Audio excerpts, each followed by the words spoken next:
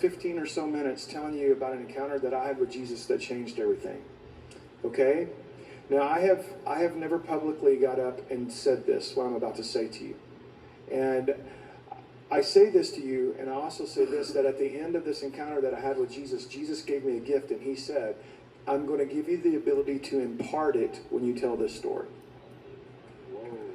And I heard that from the Lord himself. Now friends, whenever I hear people say things like, they had this encounter with Jesus and he showed up and he did this and he did that and he did this and he did that. There have been times in my life where I have been very critical of those kinds of things. But I want to tell you, after a while, when you have enough crazy encounters with Jesus, and there's some stuff that's happened between me and God, I ain't never going to tell nobody. It's so far out there, man. It's crazy. I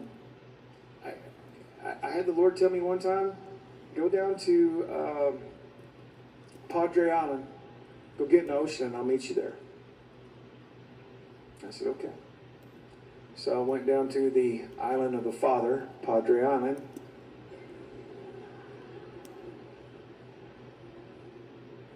And at 11:11, I went out and got in the water, and I was the only person out there.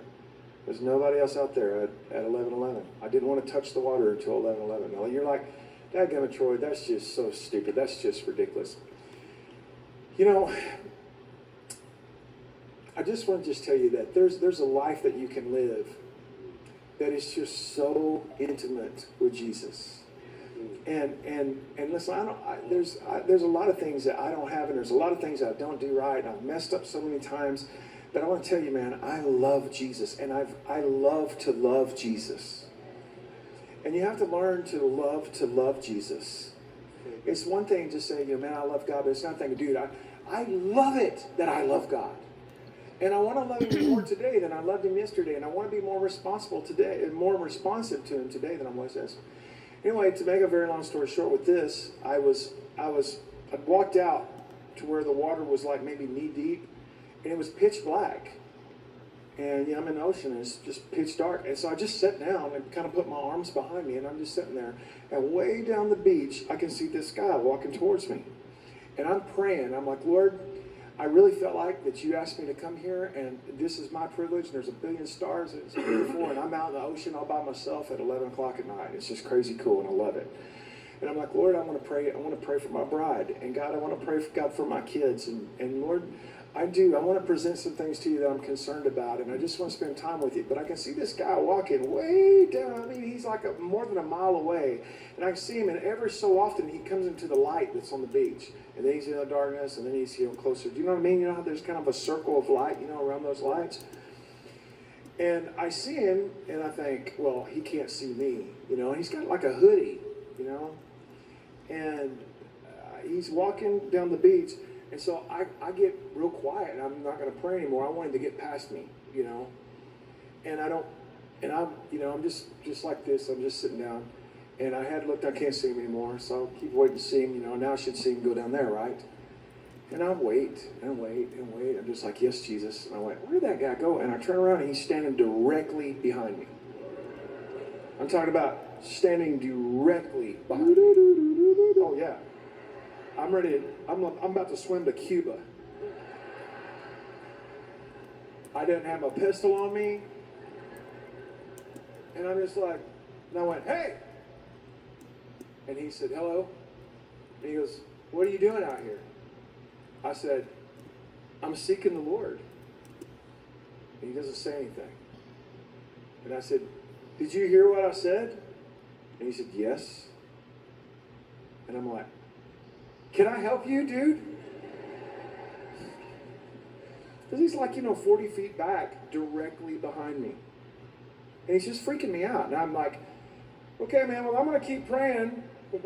And I'll see you, man. Have a good evening, dude. And he just starts to walk. And I'm watching him walk off. I'm like, Jesus, that was weird, man. I can't believe he saw me out here in the dark like this. And I'm praying, and I'm like, okay, Lord, I'm going to get back in the groove and all this. And he gets probably, I'm going to say, 60 to 80 yards away. And I'm just kind of keeping my eye on him because I know that he knows I'm out there now, right? And I'm just kind of do. And he stops and he turns around and this is what he says. He has to yell this because he's far away and the wind is blowing in a huge way. It's, Padre Island. And he says this. He says, "Hey, Troy." And I said, "Yeah?"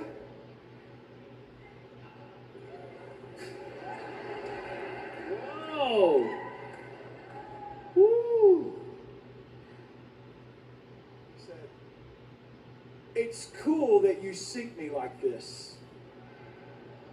Come And he turned around on, and kept right goosebumps. walking. That was God. And I just sat there. Whew. Wow.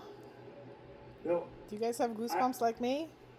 I didn't have the Come nerve on. to chase him.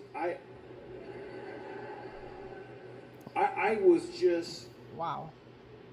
I was totally freaking out. And when the Lord told me to meet him at 11:11 in the ocean, I honestly didn't believe he would show up. And I'm checking everything within my spirit and go, I believed I was supposed to do it. I believed I could do it. I did do it, but I didn't think he would actually show up. Yeah, really.